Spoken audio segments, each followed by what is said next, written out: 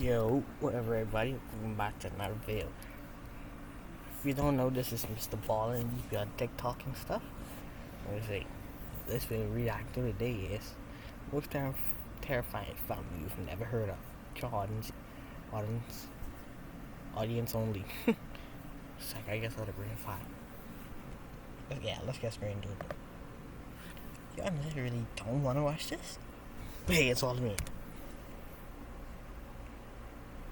Today's story is about a lesser well-known cult and their heinous ritual that they admitted to performing. This episode is extremely graphic and very upsetting, so viewer discretion is advised. But before we get into today's story, if you're a fan of the strange, dark, and mysterious delivered in story format, then you've come to the right place because that's all we do, and we upload 2 or 3 times every week. So if that's of interest to you, please sneak into the like button's house and steal the glass plate inside of their microwave. Also, please subscribe to our channel and turn on all notifications so you don't miss any of our weekly uploads. Alright, let's get into today's story. What's in the glass plate that anything? What?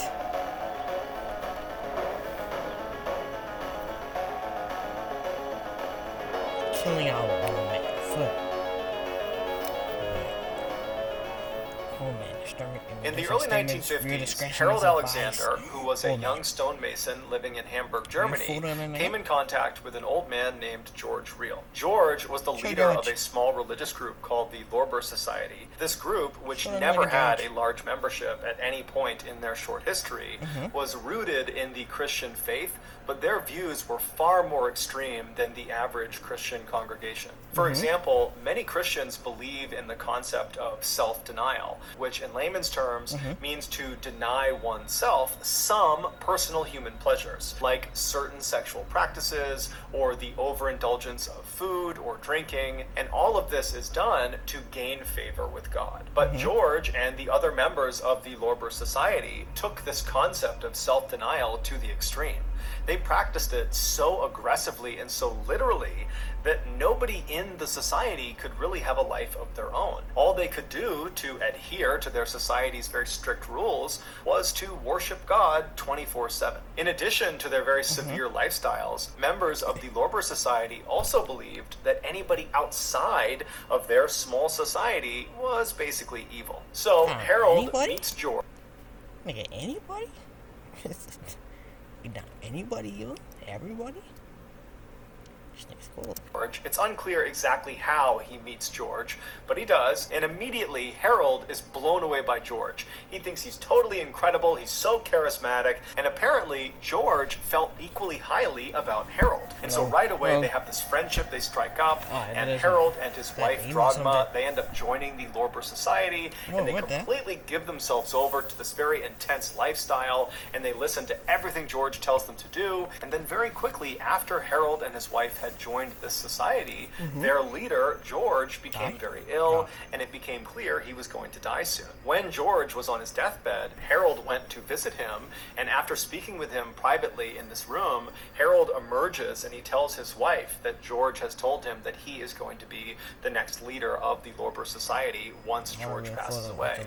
And so his wife accepts this, as does the rest of the society members, and then after George actually does die, everyone in the society just turns towards Harold and begins listening to him and following him. It's worth noting that we don't know for sure if George really did tell Harold that he was going to be the next leader of the Lorber Society, or if Harold just made that up because he knew George was going to die soon and he could kind of get away with stealing that title. Over the next few years that Harold was in charge of the Lorber Society, he began introducing a new concept to the members. He would continuously tell them that they needed to be ready for when the next prophet of God returned to the earth. Harold told his members that when this happened, 1, Harold would know immediately and he would tell them, and 2, whatever this prophet wanted, no matter how confusing or crazy or terrible, they had to do it without question because this was God's will. In 1953, so roughly a year or 2 after Harold has taken over the Lorber Society, he and his wife, Drogma, have their second child. It's their first boy, and they name him Frank, and as soon as this child is born, Harold looks at him and determines that this boy, his son, is the prophet they have all been waiting for. And so he tells his wife and he tells the members of the Lorber Society that his son, Frank, is the prophet of God, and everyone across the board completely accepts it. As the prophet, Frank, grew up, he was shamelessly worshipped and waited on 24/7 by the members of the Lorber Society and his own family. And so naturally, this had a profound impact on the way Frank thought and how he behaved. By the time Frank was at the age of grade school children, he fully believed that he was the prophet of God, and he began using that authority to kind of boss his family around more than he really needed to, especially his three sisters and his mother. But no one ever intervened because, again, this is the prophet of God and he can do whatever he wants. When Frank turned 16, he started thinking about girls and sex, but he was conflicted because he had been taught everybody outside of this society he was a part of were evil. And so he didn't want to pollute himself by having sex with these evil women. And so he went to his father and told him that he wants to start having sex with his mother and his sisters in order to stay pure. And his father, Harold, not only embraced the idea, he encouraged it. And in fact, he would often join in with his son during the sexual intercourse. As for the four Alexander women, they completely accepted their new roles as sexual objects because they believed by doing whatever Frank the prophet wanted, they were serving God. Eventually, one of these sisters began talking to some of her very few friends at school about how she was kind of jealous of her other sisters for all the attention they were getting from Frank. And so the friends kind of picked up on this strange relationship between the siblings, and before long, rumors had started about there being some incestuous relations inside of this family, and those rumors eventually made their way to the parents of students, and then from the parents, that made its way to the police, and before long, Harold had discovered that the Hamburg police were about to launch an investigation into his family. And at the same time, Harold also discovered that members of the Lorber Society, they had heard about these incest rumors as well, and they had their own suspicions already, and they were not on board with incest, and so they were very clearly starting to distance themselves from Harold and his family. And so it was pretty clear to Harold that the writing was on the wall. He and his family were no longer welcome in Hamburg, and so he goes to the Lorber Society and kind of retires and says, you know, I'm leaving, you need to find yourself a new leader of this society. And then he and his family completely broke ties with the Lorber Society. They left Hamburg and fled south to Santa Cruz, which is a city on the Canary Islands in Spain. And so they settle into this little apartment inside of this busy city, and very quickly they fell back into their old routines of constantly worshiping Frank, the prophet of God, despite the fact that they were no longer affiliated with the Lorber Society. And so their actions were now being driven by their own personal belief system. 10 months later, on December 22nd, 1970, a wealthy doctor named Walter Trankler was at his villa, which was located not far from where the Alexanders lived, when he heard a knock at his front door. When he opened the front door, he saw there were these two men who he didn't recognize, who were covered head to toe in what looked like mud. And at first, he was totally taken aback by their appearance and almost wanted to just shut the door. But in order to be polite, he kept the door slightly open and said, you know, hey, how can I help you guys? And the two men would introduce themselves as Harold and Frank Alexander, and they were there to speak with one of their family members, Sabine. Sabine was one of Frank's two younger sisters, and she worked for the doctor as a housemaid. And so the doctor, he didn't know any of Sabine's family members, so he just kind of took their request at face value and said, hold on, let me go get her. So he leaves the front door, he goes into the kitchen, and he finds Sabine, this 15-year-old girl, and he tells her that your father and your brother are waiting for you outside, they want to talk to you. And so Sabine, without saying a word, puts her knife and the food down, she walks out of the kitchen with the doctor, and as they're walking towards the front door, the doctor stops about 10 or 15 feet away from the front door to kind of allow Sabine to walk up and have a semi-private conversation with her relatives, although they're still inside of his house, so he didn't want to go too far. And so the doctor is standing maybe 15 feet away, wondering if he should just turn around or maybe just go into the other room to let them speak, when he overhears the father, Harold, say something truly horrific to his daughter. It was so shocking that the doctor stopped what he was doing, turned, and looked directly at Sabine to see how she was going to react to what she just heard. But to the doctor's absolute shock, Sabine didn't break down and start crying or start screaming out in pain or anguish. Instead, she reached out and grabbed her father's muddy hand and pressed it to her cheek and said, "I'm sure you did what was necessary." and then the two embraced. The doctor stood there totally shocked, staring at these people, wondering what the heck they're doing, why are they here, what are they talking about, is this really happening? And then he just kind of blurts out, hey, I'll be right back, stay right there. And then the doctor turned around and darted out of the front hall into another room where he barricaded himself inside, and then he called the police. When the police showed up just a few minutes later, they rolled into the front lot, and they saw Harold, Frank, and Sabine were still just casually standing in the front doorway of the doctor's villa, seemingly not really trying to go anywhere or do anything. And so the police get out of their car, they walk up to the trio, and they say, you know, what's going on? What are you doing here? And Harold, very calmly and casually, tells one of the officers the same horrible thing that the doctor overheard him saying to Sabine.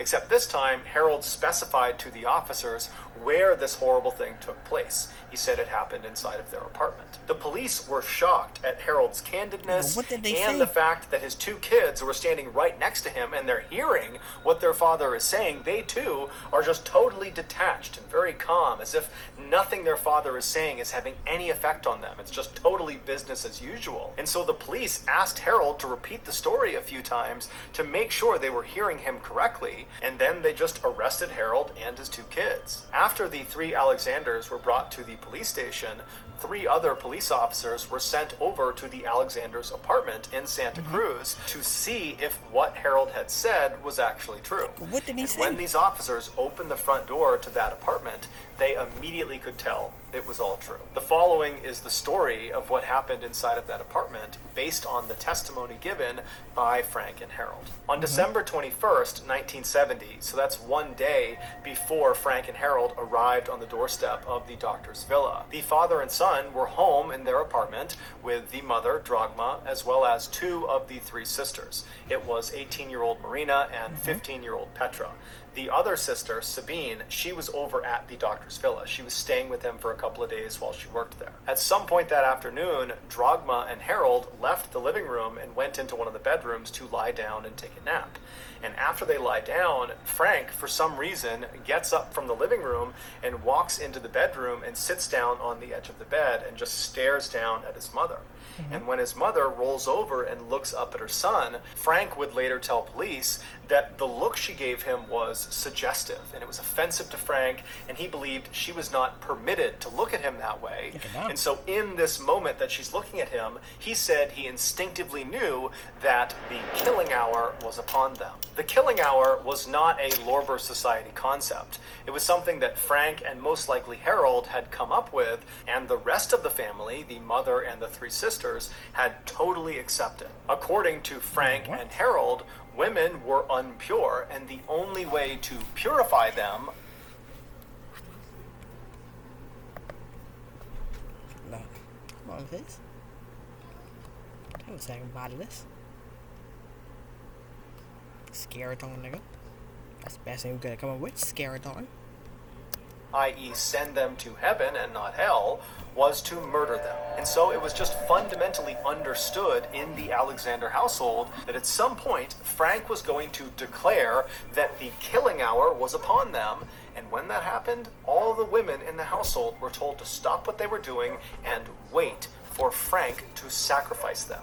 Meaning, wait for Frank to ritualistically kill them. So after Frank has seen this offensive look on his mother's face, he now feels like the killing hour is upon them, and so he literally announces it to his mother and to his father, who's right next to her, and then Frank grabs a nearby wooden coat hanger and strikes his mother on the top of her head. What? Now, his mother, she's heard that the killing hour is upon them, and he's starting to beat her, and so what does she do? She follows the rules. She flips herself over onto her stomach, puts her hands down by her side, and lays flat and still so Frank can more easily kill her. And so Frank begins wailing on the back of his mother's head with this wooden coat hanger, while his father, Harold, excitedly leaps out of the bed, doesn't try to stop what's going on. He runs into the living room and he begins very enthusiastically playing the organ. An organ is like a piano that's played a lot of times inside of Christian churches. And so with all this commotion going on in the house, the other 2 sisters that were there, Marina and Petra, they come out of their bedrooms into the living room, they see their father playing the organ, and they look into into the bedroom where they hear all this noise, and it's Frank murdering their mother, and they're looking at this happening. They're not doing anything, they're just staring at it, and then their father says to them, "The killing hour is upon us, you need to get ready." And so the girls, when they hear this, they know the rules, and so they stop watching this attack, and they make their way over to the center of the living room, and they sit down cross-legged, and they begin to patiently wait their turn. After a while, Frank stopped beating his mother, who was now unconscious, or perhaps even dead, and he walked out of the bedroom into the living room, where he saw his father on the organ, and he saw his two sisters sitting on the ground. And so without any hesitation, he walks over to Marina, the older one, the 18-year-old, and he begins hitting her on the top of the head until she slouches over onto the ground motionless. And then he turns to the younger one, Petra, the 15-year-old, and he does the same thing to her until she's laying on the ground motionless. After this, Frank stands up and he leaves the living room and goes into the kitchen, where he retrieves a small knife, pruning shears, and a hammer. At this point, it's likely that one or two of the Alexander women were still alive. And so Frank, he comes back into the living room with these tools in hand, and with the organs blaring in the background, he begins to systematically hack off the breasts and genitals of his two sisters and his mother. And apparently this was a very slow and physically difficult task, and so he and his father Harold began switching off. One person would be on the organs while the other was mutilating, and they would switch back and forth until all of the offending parts on these three women had been removed and nailed to the wall. The last mutilation this father and son committed was to cut the heart out of the mother, Dragma, and they wrapped it up in a cord and then nailed this cord to the wall as well. Then, with the three Alexander women either dead or close to death, the father and son began running around the apartment, yelling and singing and rejoicing. They were extremely proud of what they had just done. Later that night, they left the apartment and slept in another property that they owned, and then the following day, December 22nd, they went to the doctor's villa to tell Sabine the good news. And so they knock on the door, the doctor answers, he goes back and gets Sabine. Sabine walks up, and Harold, her father, says to her, "Sabine, we wanted to tell you right away that Frank and I have just finished killing your mother and your sisters." To which Sabine walks up to him, takes her father's hand, presses it to her cheek, and says, "I'm sure you did what was necessary." This, of course, is what the doctor saw and overheard that was so horrible and prompted him to call the police. It was also the moment when he realized that was not mud all over these two men. That was their family members' blood. Psychiatrists would ultimately determine that Frank and Harold were not mentally fit to stand trial. And so they were both committed to an asylum for the criminally insane. Both men never showed any remorse or regret about what they had done. In fact, they continued to justify their actions by saying, because of them, these three women got to go to heaven. As for the one surviving daughter, Sabine, she pleaded with authorities to let her go live with her brother and her father in this asylum, but they rejected this request and sent her to live in a convent, which is a building that nuns live in, and no one really knows what happened to her after that. Shockingly, in 1990, so roughly 20 years after Frank and Harold were put into this asylum, they managed to escape. Don't make us have to be like him like that. It's no need for they were never caught. To this day, their whereabouts remain unknown. So that's going to do it, guys. If you got something out of today's episode and you haven't done this already, please sneak in to the Like Button's house and steal the glass plate inside of their microwave. Also, please subscribe to our channel and turn on all notifications so you don't miss any of our weekly 2 or 3 video uploads. We are now selling merchandise like flannels and hats and mugs and sweatshirts and all sorts of stuff. If you're interested, go to shopmrballin.com. If you want to learn about upcoming deals and promotions about our shop, go to our shop's Instagram page. The username is shopmrballin. If you want to get in touch with me, you can direct message me on Instagram or on Twitter. My username for... Alright, well, this is going to be it for the video. Thank you everybody for watching. Still confused on that nigga eyes. But yeah, peace out. Like, comment, subscribe.